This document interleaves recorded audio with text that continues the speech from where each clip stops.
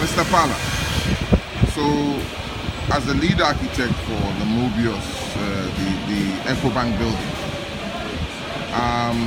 what were the inspirations in creating this building? What went through your mind? It's a very difficult question to answer because it's been a couple of years, but I believe it's the site forces. It was the site created this, and the idea of the bank and their ethos and what they believe in, the idea of infinity. It started to create this force, of something that wants to come around and go up and extend into the sky and change the skyline. And over there is the park, the children's park. So there's something that speaks to the park as well.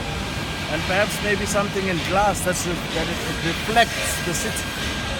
It's not about itself, but it's about reflection. So I think perhaps maybe that's what it is, as I reflect now. But with my local partners, Mobius, who also did a bit of an analysis about the area, those forces also came in, and it started shaping this building of how it wants to sit. It's an interesting process. It changes every day. Interesting, Mr. Pala.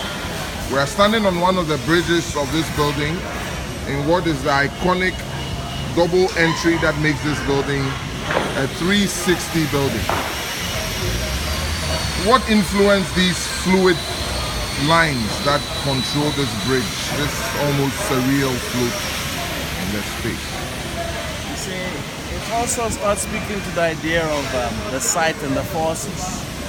This section was perceived as a street, sort of to draw in the park through. So nature is organic. So we started getting an organic sense of the space. You'll see in the bridges as well, their penetrations. It's as if you're standing underneath the canopy of a tree and you look up. So how does concrete become one in nature? So those are the forces. It's all about the forces. And I see here your signature DNA stair, which obviously work with the organics you speak about. Yes, and it talks to what I spoke about in the beginning, the idea of infinity. The Mobius. Ironically, I work with Mobius. But yeah, the stair feels as though you looked at that. When good design comes together, all the forces work together. In a sense, ARC also has an arc working somewhere in all of this. So it's about the arc to the future. Exactly. But in the end, these projects are about the people. And what it turns out to be in the end is not about the self. It's not about me or it's not about you. It's more about us. Everyone's got a piece in this pie. Fantastic. What we do is we just orchestrate.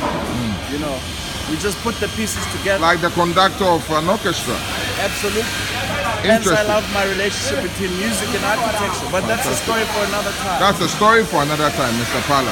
Are you aware that EcoBank being the Pan-African bank, you have designed this building almost historically, as if Nkrumah himself meant for it to be placed on the independent, and that your building aligns with the independent setup itself?